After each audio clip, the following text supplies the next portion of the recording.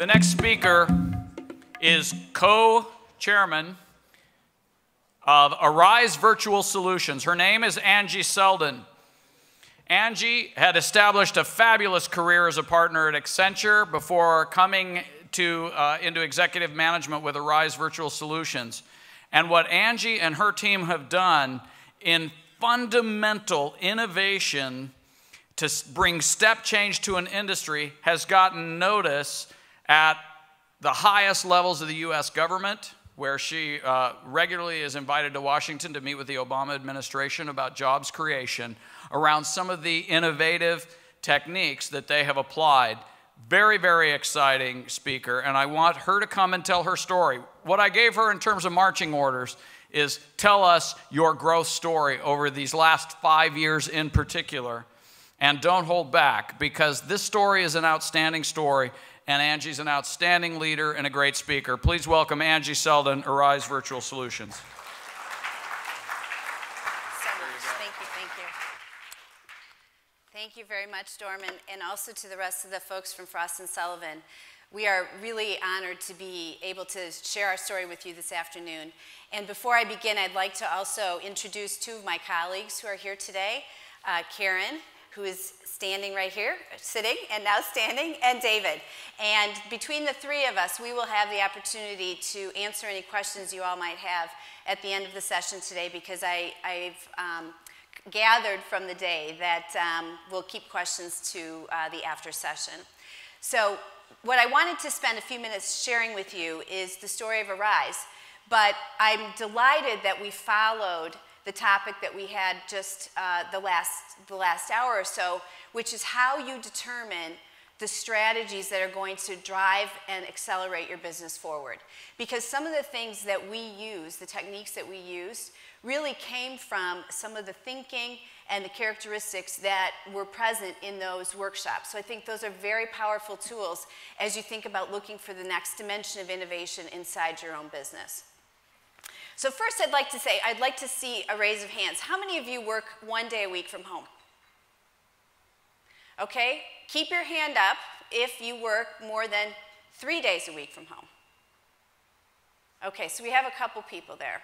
And I guess I'm interested from the people who had their hands up, is the work that you do at home the same type of work that you do when you have to go to the office? You say yes, you say no. You say yes. Okay, very interesting. So the first thing that we did when we were identifying what's going on from a trend perspective in the industry was saying business processes are atomizing. It's kind of a crazy word, but in essence what we concluded was in the 70s, everybody was vertically integrated. And it was interesting to hear today that DuPont's going back to vertical integration with their seed to lubricant integrated production. So each one of these will play a role in your business. In the 80s, it was supply chain disaggregation. And that was the big focus, and tons of technology companies and consulting firms like Accenture built a business around supply chain disaggregation. In 2000, what happened were those functions, manufacturing, distribution, etc., then were disaggregated a bit further, and specialties and specialty suppliers started to get created in order to create more efficiency and more effectiveness. And now what we're seeing happening with the advent of technology in this era, in 2010 and beyond, is that we can now take those business processes and break those functions down even further. So the measure of success can be at the transaction level and can be broken up and completed at the transaction level. And that's what we're seeing happening with the atomization of business. Next, technology, as we all know, is accelerating consumer expectation. We've already talked about Apple today, and we've talked about Steve Jobs. How many of you have more than 5 Apple devices in your home? I don't believe you. There has to be, count your iPods, count your old, your old technology phones that you have, right? Anyone who has children, you must have at least 10 in your household. Okay, think about the transformation that has occurred in such a short period of time in the way that consumers are interacting, not just with Apple, but the way that they're interacting in every aspect of their daily life. And what happens when consumers have that knowledge? Do they become more sophisticated in what they need and want? Do they become more demanding? Are they smarter, so thus their questions are harder to answer because they've already got the basic questions answered online themselves? You think that's the trend that's happening with consumers generally? At least I see it. I was at an eco fair last week, and my daughter, who's 10, found a water bottle that was earth-friendly and thought that instead of taking a disposable water bottle to school every day, she's going to bring now this. And she said, "Mom, I need your credit card." And I said, "What do you need my credit card for?" She said, "I've gone online and I found the website from the place that was presenting at the eco fair today on my iPad, and I typed it in, and I just need to buy this product." I'm like, "You're 10 years old, what are you doing," right? But she absolutely has become this very knowledgeable and competent consumer, and technology is driving her competence. At the same time, technology is driving the way that work is getting done. And if you think about even 10 years ago, there wouldn't have been a single hand in this room raised for people who are working from home more than 3 days a week. But what technology has enabled us to do is to disaggregate the work, break it down into functions, figure out the things that can be done remotely from home versus the things that need to be done in the office with teams. And we've atomized the work, and we use technology to make us more effective and efficient. Well, what society is now doing is taking that a step further. And what society is saying is, now that empowers me to be able to work when I choose to work. I bet if you're working at home, you don't have to raise your hands for this one because we don't want you to snitch on yourself. But if you're working from home, are you working the same hour definition that you would in the office? Probably not. You probably have a personal thing you need to do in the middle of the day. You probably pick up some things at night. And the fact that technology is there helps you determine when, how often, and the kinds of things that you're getting done at home. So that's what we mean when we're saying work is getting done and reinvented in a different way. So what's happening is enterprises and the workforce have needs. What do companies need? They don't want geography to dictate where they can get talent from anymore. They believe that competition can breed better outcomes in the talent pool. They don't want people to believe that once they're hired, they have the right to actually not be as effective now that they've kind of gotten that promotion or been hired into the company. They don't believe any longer that it's necessary to have an obligation for a certain amount of hours per week that an employee needs to have. And on the workforce side, the workforce is saying some of the same exact things. I have a superior skill set. Perhaps I'm an attorney or I have a technology skill. And I can deploy that skill to not just one company. I can work for multiple companies. I don't need to be employed 40 hours a week to any individual company. I want flexibility in my scheduling. I want to be able to choose where, when, and how often I work. And I want to not be bored. I want to be able to use my skills to make my life interesting, provide for my family, and not be bored. So what's happening as a result is these two needs, along with the advent of technology, along with this atomization of work, the ability to measure outcomes at a very small transactional level, is creating the opportunity now for virtual services to be born. And that's really one of the things that I'm going to spend some time talking about today. What virtual services also allows someone to do is to change the minimum of acceptable performance. If this is just the average performance curve of, say, one of your larger aggregate workforces, it's a curve with standard deviations, and most of your folks are going to be within the first standard deviation of performance.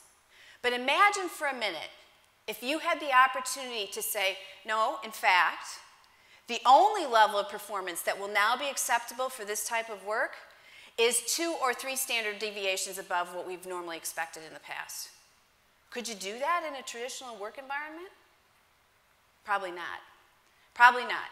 Or else you'd be firing an awful lot of people over and over and over again in order to try and move to that 2nd or 3rd standard deviation. But when you virtualize the work, when you create a transaction-based outcome, when you can buy services not based on the fact that I am obligated to give someone 40 hours a week of work, but instead I can buy a particular type of capability from one individual and another capability from another individual, and be able to aggregate talent without boundaries and geography to create the best talent solution, now I can get to second and third deviation performance in a fundamentally different way. So you say, well, that's interesting, but can we enable it? Well, in the UK alone, over 83% of the UK has internet penetration. So that means that if you all decided you were going to reinvent the way that your work was done every day, you were going to say, I'm going to work from home 5 days a week. I'm going to figure out how to atomize my work. I'm going to figure out how I can work from home. You have the capability and the tools and all the infrastructure, broadband, computing power, the ability to route content, of remote terminals, the way to teach people through e-learning. All of that's present and available. All the tools and infrastructure you need to reinvent the way your company does business and to take advantage of some of these trends exists in the market today. So where have we seen atomization and virtualization making a big impact? It happened first in goods, and that was eBay.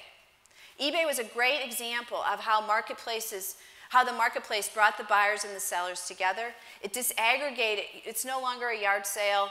You no longer have to show up. You've atomized it. It's virtual. And all of a sudden, this giant company was born out of this concept of innovation. And now what's happening is those same practices of atomization and virtualization are being applied in the service sector as well. This first example is a company called Incentive. And basically what they are is a virtual R&D company. So if you have a research and development problem that you'd like to solve, how many of you have R&D organizations? Okay, how many of you have more than 10 people in your R&D organization? Okay, you're lucky, because you could get 10 different ideas, right? You could throw the problem out to the 10 people in your R&D organization, and you may get 10 different ideas. Chances are you're going to get 2 or 3 because those people are all living in your ecosystem every day. But imagine if you threw it out to Incentive and said, hey, I have this research and development project I'd like people to work on. Basically what happens is people on a project basis bid on this opportunity and they submit their ideas for free. And only the best idea gets paid. Now, they get paid a lot. They'll get paid $10,000 or $50,000, depending upon how important the idea is to you. But nevertheless, imagine how much more effective you could be at R&D if you were able to atomize the problem, break it into pieces that could be sent into Incentive, and have the opportunity for people to give you their best thinking. And you don't have to pay for hundreds of people's best ideas. You just have to pay for the one you like the best. It's happening in a company called TopCoder. Anybody use TopCoder here? You got to try it. It's unbelievable. And this is coming from an Accenture partner whose entire business was built around technology integration, in the 90s and the early 2000 decade.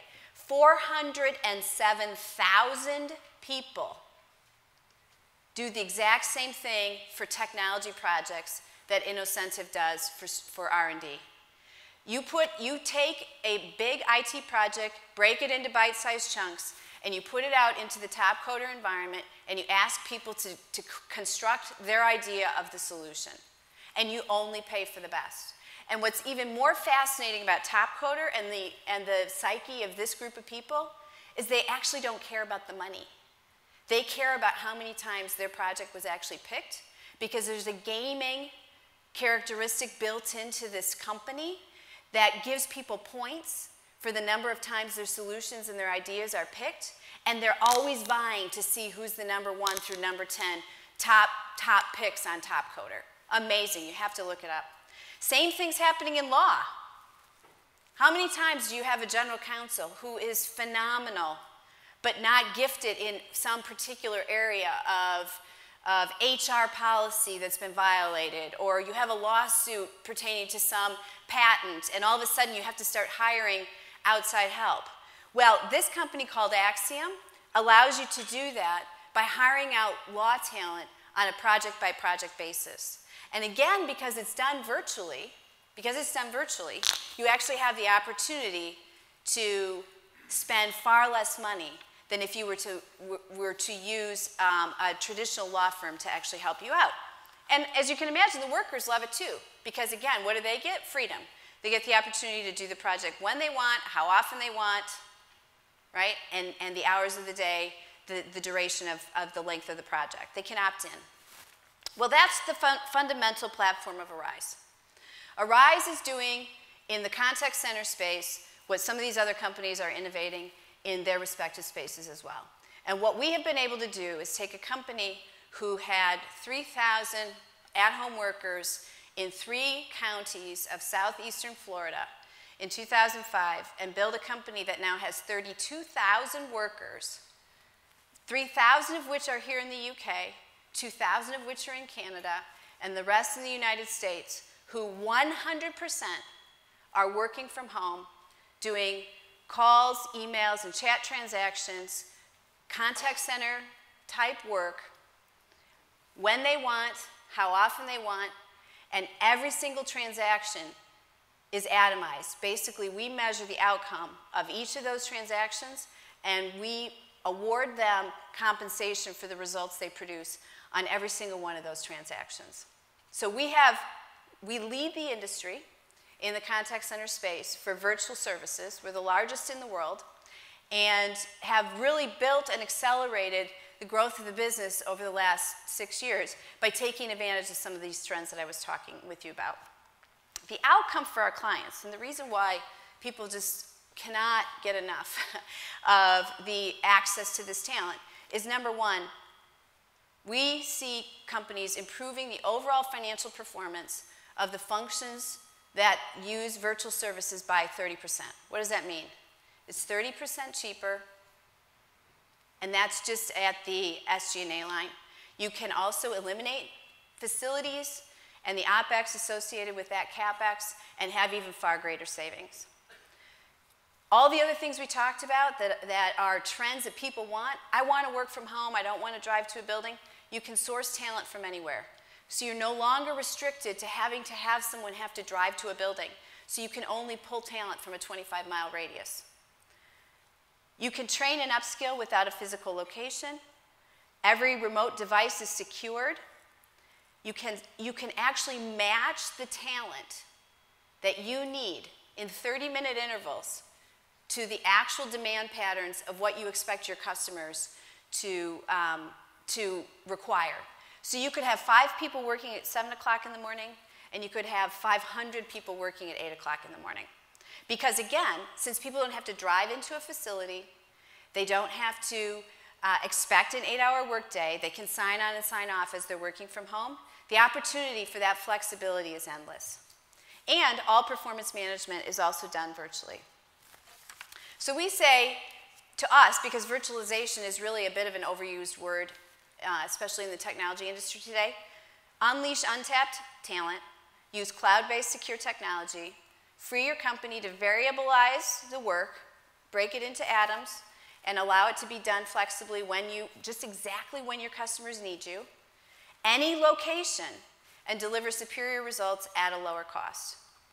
So in essence, what we're saying is, think about ways in your company where you can now begin to bring the work to the worker, as opposed to requiring the workers to always have to go to the work. And you will begin to reinvent the way that your company does business. Frost & Sullivan has shared with us that virtualization is mainstream and that the largest percentage of growth in outsourcing in the next 3 years is going to be in work at home. Dorman said he wanted the story of Arise, and this, I could stand here, as you can tell, and talk for another 4 or 5 hours on this, but I'll give you the thumbnail. In 97 to 2005, I said we were located in the state of Florida only, and it was a consortium to help disabled people in the state of Florida get work. And 80% of the agents lived there at the time, and nothing was virtualized. Everything was come to our office for training, and as a result, there was no ability for us to scale. What happened is we got a private equity investment, and the professionalization of the business started to grow. We changed the name. In 2008, we launched in the UK, And we implemented solutions that allow our clients to not just use our virtual workers, but to use their own people with our tools working from their home location, if that's a solution they prefer. We call that VTE, or Virtualize the Enterprise. In 2009, when we started, after we had stabilized the operations and reinvented the way the work was done so that everything could be virtualized, then we said, let's accelerate the growth. We focused on delivering this virtualization at scale. We won the largest telecom contract deal in Canada and expanded into our third geography. And we launched the biggest program in the history of the company in 11 weeks. And we added consulting and technology capability to the suite of outsourcing services we offer. And the result, the net result from 2005 to 2011 is that we grew the business 13x. 13x revenue growth in one of the most critical, debilitating economic environments in modern history. So it's a great story about how you leverage virtualization and atomization for reinvention of your business. How much more time do I have, Dorman? Okay, perfect. So I'm just going to go and say a couple of things on the last two slides. There are many choices about how this work can get done. And people outsource offshore, they outsource onshore, they may keep it in-house.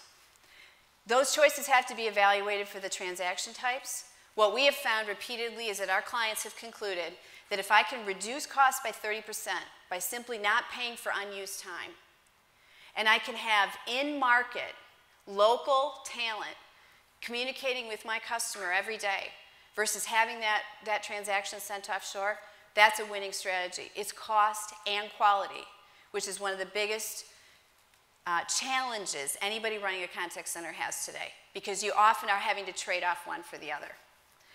The example here is our folks get paid only for the productive minute. So as a result, for the same amount of minutes, we would need, in this scenario, 50 FTEs versus the 67 that a company would typically hire and pay. And that's because that 60% productivity doesn't mean people are not good when they're on the phone. It means that you're paying for meals and break time, you're paying for training time, you're paying for those people to be on vacation, et cetera. And that's not part of a virtualized model. And so you can see the efficiency that's being driven simply here already by the fact that you can reduce your FTEs by that amount. We talked about the ability to match call arrival patterns to exactly when your customers are calling. And what we didn't discuss already was the light blue is all that time you're paying for people to sit without work.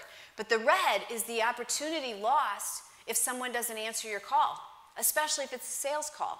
So this kind of model not only reduces costs, but it capitalizes on the peaks as well.